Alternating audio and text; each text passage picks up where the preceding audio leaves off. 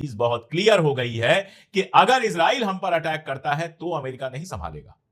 कोई और अगर अटैक करता है, ईरान अगर अटैक कर दे सऊदी अरबिया के ऊपर, अगर इराक कर दे, तब तो अमेरिका आएगा। लेकिन अगर इजराइल कभी यह फैसला करे कि वो सऊदी अरबिया पर अटैक करने वाला है, और यह बात इम्प्रोबेबल नहीं है, यह बात नामुमकिन नहीं है, अब मुमकिन है, क्योंकि ग्रेटर इजराइल का जो सपना है वो तो इन सारे मुल्कों के अंदर तक जाता है, जॉर्डन के भी, सऊदी अरबिया के भी और दूसरे अरब मुल्कों के भी। अब दूसरा सवाल कि पाकिस्तान को ही क्यों चुना गया। कारण यह है कि पाकिस्तान एक एटॉमिक कंट्री है, उसके पास परमाणु बम है। जो अभी अरब इस्लामिक नेशंस की मीटिंग हुई थी जिसमें 52 नेशन शामिल थे, जो या तो अरब नेशंस थे या इस्लामिक नेशंस थे, इनमें अकेला पाकिस्तान ऐसा है जिसके पास एटम बम है। तो इजराइल को सीधी धमकी सऊदी अरबिया ने दी है कि अगर तुम हमारे ऊपर अटैक करोगे और तुम्हारे पास एटम बम है जिसके भरोसे तुम हमें डराओगे, तो हम अमेरिका के भरोसे नहीं बैठेंगे, हम पाकिस्तान से मदद लेंगे और तुम पर न्यूक्लियर अटैक कर सकते हैं अगर तुम हम पर न्यूक्लियर अटैक करोगे तो। जो सबसे बड़ी खबर है और खासतौर पर हिंदुस्तान के लिए बहुत बड़ी खबर है वो ये कि सऊदी अरब और पाकिस्तान के बीच में एक डील हुई है और ये डिफेंस डील है। अगर इस डील को समझना है तो बहुत डिटेल में जाने की जरूरत नहीं है। खालिद बिन सलमान का एक ट्वीट है, और खालिद बिन सलमान के बारे में जिन लोगों को नहीं पता हो बता दूं कि वो मिनिस्टर ऑफ डिफेंस हैं, वहां के रक्षा मंत्री हैं। उनका एक ट्वीट है, उसको जरा सा देख लीजिए। उसमें वो लिखते हैं, one front against any aggressor. अगर कोई भी हम में से किसी एक पर हमला करता है तो दूसरा भी उसको अपना दुश्मन मानेगा। यानी अगर किसी ने सऊदी अरबिया के ऊपर आक्रमण किया, हमला किया, तो पाकिस्तान अपने आप जंग में शामिल हो जाएगा, पाकिस्तान सऊदी अरबिया की मदद करेगा। और ऐसे ही अगर पाकिस्तान पर किसी ने हमला किया तो सऊदी अरबिया उसकी मदद करेगा। इसके ढेर सारे पहलू हैं, उसको समझना बहुत जरूरी है। फिर गजा की तरफ चलूंगा, ईरान की खबरें हैं और बाकी सब खबरें भी आपको बताऊंगा। इसका एक पहलू तो यह है कि इजराइल के खिलाफ अब जो अरब नेशंस हैं केवल अमेरिका के भरोसे नहीं बैठना चाहते हैं। इसको अंडरलाइन कर लीजिए, इसको समझ लीजिए। अभी तक चाहे वो कतर हो, चाहे वो जॉर्डन हो, चाहे वो सऊदी अरबिया हो, चाहे जो भी ऐसी कंट्री हो, बहरीन हो, जो बहुत ज्यादा खुद को अमेरिका के नजदीक समझती थी, जिसको यह लगता था कि हमारे ऊपर तो कोई खतरा है ही नहीं, हम पर कोई हमला करेगा तो अमेरिका संभाल लेगा। दोहा पे इजराइल ने जो अटैक किया है उसके बाद उनके दिमाग में यह चीज बहुत क्लियर हो गई है कि अगर इजराइल हम पर अटैक करता है तो अमेरिका नहीं संभालेगा। कोई और अगर अटैक करता है, ईरान अगर अटैक कर दे सऊदी अरबिया के ऊपर, अगर इराक कर दे, तब तो अमेरिका आएगा। लेकिन अगर इजराइल कभी यह फैसला करे कि वो सऊदी अरबिया पर अटैक करने वाला है, और यह बात इम्प्रोबेबल नहीं है, यह बात नामुमकिन नहीं है, अब मुमकिन है, क्योंकि ग्रेटर इजराइल का जो सपना है वो तो इन सारे मुल्कों के अंदर तक जाता है, जॉर्डन के भी, सऊदी अरबिया के भी और दूसरे अरब मुल्कों के भी। अब दूसरा सवाल कि पाकिस्तान को ही क्यों चुना गया। कारण यह है कि पाकिस्तान एक एटॉमिक कंट्री है, उसके पास परमाणु बम है। जो अभी अरब इस्लामिक नेशंस की मीटिंग हुई थी जिसमें 52 नेशन शामिल थे, जो या तो अरब नेशंस थे या इस्लामिक नेशंस थे, इनमें अकेला पाकिस्तान ऐसा है जिसके पास एटम बम है। तो इजराइल को सीधी धमकी सऊदी अरबिया ने दी है कि अगर तुम हमारे ऊपर अटैक करोगे और तुम्हारे पास एटम बम है जिसके भरोसे तुम हमें डराओगे, तो हम अमेरिका के भरोसे नहीं बैठेंगे, हम पाकिस्तान से मदद लेंगे और तुम पर न्यूक्लियर अटैक कर सकते हैं अगर तुम हम पर न्यूक्लियर अटैक करोगे तो। बेसिक तो इसका यह है, सऊदी अरबिया ने किया तो इसी बात के लिए समझौता है, लेकिन समझौता सिर्फ यहीं तक नहीं रह जाता। अगर दो मुल्कों के बीच में समझौता हुआ है तो केवल एक मुल्क का फायदा नहीं देखा जाएगा, यह भी देखा जाएगा कि पाकिस्तान इससे क्या हासिल करना चाहता है। आप जानते हैं अरब कंट्रीज से इंडिया के रिश्ते बहुत अच्छे रहे हैं। नरेंद्र मोदी अब भी जाते हैं, यूएई जाते हैं, सऊदी अरबिया जाते हैं तो गले वले लगने की बहुत सारी तस्वीरें आती हैं।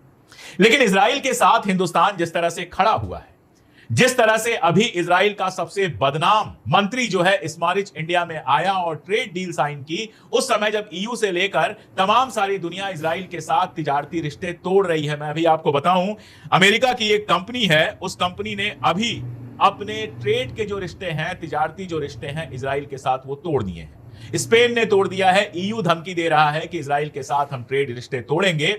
जिसके बाद इजराइल के जो फाइनेंस मिनिस्टर हैं उन्होंने सीधे सीधे यूरोपियन यूनियन को धमकी दी है। अभी आपको याद होगा कुछ दिन बीते हैं, 3 या 4 दिन बीते हैं, जब नेतन्याहू ने कहा था कि हम सारी दुनिया में अकेले पड़ते जा रहे हैं, आइसोलेशन हमारा हो रहा है और स्पार्टा की तरह हमको लड़ना होगा। वो ये भूल गया था कि स्पार्टा हार गया था। खैर, जब सारी दुनिया में आइसोलेट हो रहा है इजराइल, यहां तक कि यूएन सिक्योरिटी काउंसिल के अंदर अभी वोटिंग होनी है सीज फायर और बाकी सारी चीजों को लेकर, और खबरें आ रही हैं कि इस बार अमेरिका के ऊपर जबरदस्त प्रेशर है। अभी अमेरिका का राष्ट्रपति गया हुआ है इंग्लैंड में, और वहां खबर चल गई कि अमेरिका के राष्ट्रपति के लौटने के बाद इंग्लैंड फलस्तीन को खुद मुख्तार मुल्क का दर्जा दे देगा।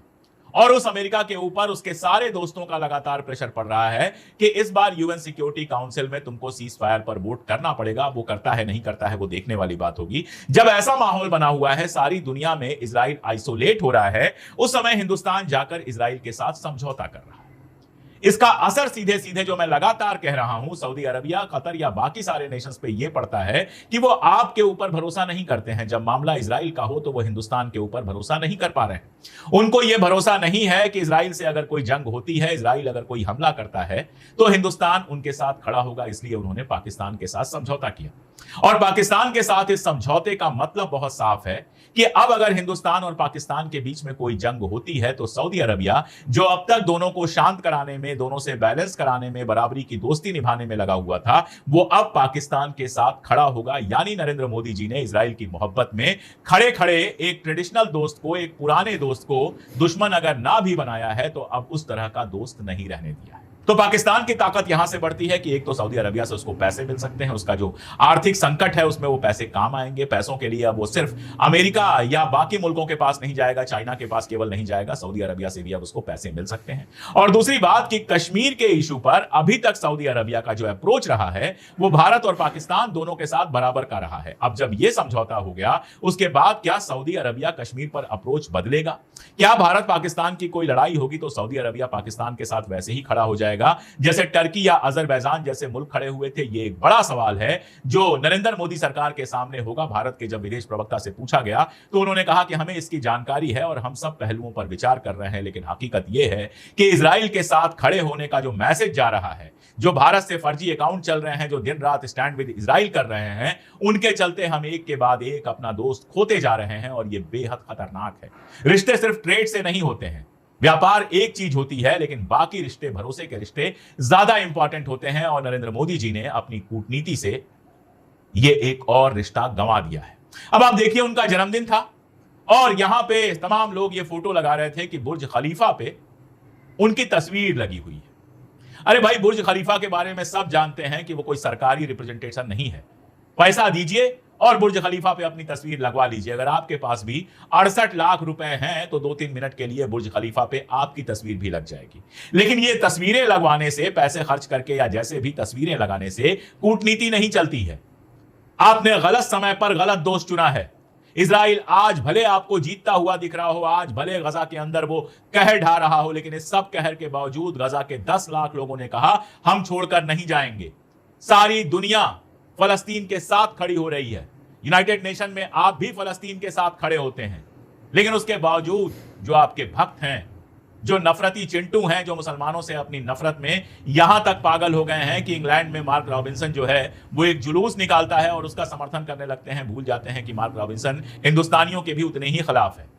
जो मुसलमानों से नफरत की आड़ में इजराइल के साथ जाकर खड़े हो जाते हैं। इन लोगों ने वो माहौल बनाया है कि जो अरब मुल्क हिंदुस्तान के दोस्त हुआ करते थे अब धीरे धीरे छटक रहे हैं। अगला सवाल ये बनता है, और ये सोचने वाली बात है कि आप सोचिए, अगर ईरान ने एटॉमिक बम वाकई बना लिया होता, इतने दिनों से टाल रहे हैं, अगर वाकई बना लिया होता तो आज सऊदी अरबिया ये समझौता शायद ईरान से कर रहा होता, वो ज्यादा करीब है। आज ईरान के साथ इतने सारे मुल्क खड़े हो जाते कि इजराइल की हिम्मत नहीं होती ईरान की तरफ नजर उठाकर देखने की। तो एक वक्त ऐसा आ गया है जब बहुत सारे मुल्क सोचेंगे कि अब हमें भी न्यूक्लियर पावर बन जाना चाहिए। अमेरिका का प्रेशर हो चाहे कुछ भी हो, लीगल इलीगल तरीकों से वो बनना चाहेंगे एटॉमिक पावर। और मिडिल ईस्ट के अंदर जहां सिर्फ और सिर्फ इजराइल अकेला एटॉमिक पावर है, अगले 10 सालों में आपको कुछ और एटॉमिक पावर दिखाई दे। अगर आपको यह दिखाई दे कि सऊदी अरब सिर्फ पाकिस्तान के भरोसे नहीं है, उसने अपना एटॉमिक बम बना लिया है, अगर आपको यह दिखाई दे कि ईरान ने अपना एटॉमिक बम बना लिया है, तो इसमें बहुत घबराने की या परेशान होने की जरूरत नहीं है। इसके लिए मजबूर अमेरिका ही कर रहा है। आप देखिए, अरब मुल्कों की बड़ी अच्छी मीटिंग हुई, सब बातें हो गई बड़ी बड़ी, लेकिन हो क्या रहा है? कुछ नहीं। अब सीरिया को भी अगर आप मानते हैं, क्योंकि सीरिया को भी बुलाया गया था, तो सीरिया तो इजराइल के साथ अपनी डील सेट कर रहा है। लेबनान के राष्ट्रपति बहुत सारी बातें कहकर गए, और जब गए उसी दिन साउथ लेबनान पर इजराइल हमला करता है, एक आदमी को मार डालता है, और वो साउथ लेबनान में अपनी आर्मी को मजबूत करने की जगह, इजराइल को जवाब देने की जगह हिजबुल्लाह से हथियार छीनने पर लगे हैं। कतर अमेरिका से और ज्यादा डील करने में लगा है कि अगली बार शायद अमेरिका बचा ले, जबकि यह पॉसिबल नहीं है।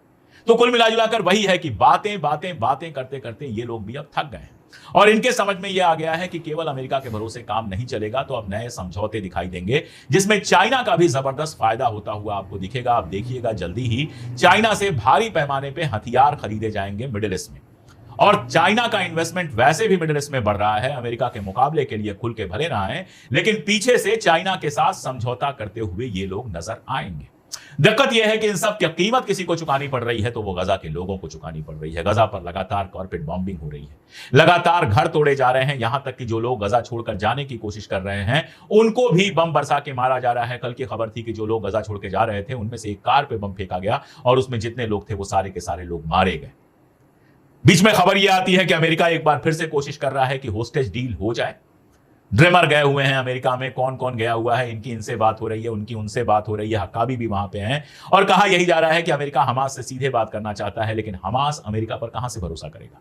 अमेरिका की सहायता से जिस तरह से हमास के नेगोशिएटर्स को मारने की कोशिश की गई, अब जितने भी समझौते की कोशिशें होंगी उस तरह से भरोसा नहीं हो पाएगा। कोई भरोसा नहीं करेगा, ना अरब मुल्क भरोसा करेंगे, ना हमास भरोसा करेगा।